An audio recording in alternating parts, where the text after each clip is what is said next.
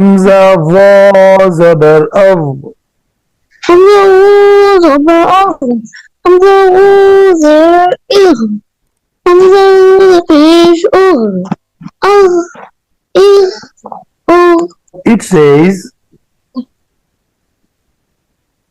likewise, you can read all the 29 letters because they haven't covered all the letters of Taqi number 1.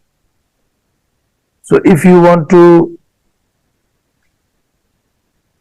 read the kaf on the same pattern, you should say Hamza kaf zabar ak, like this.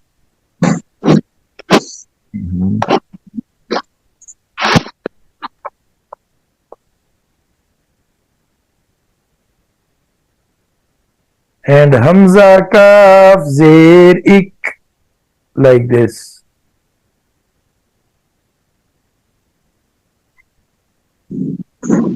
So this is what it means. Okay.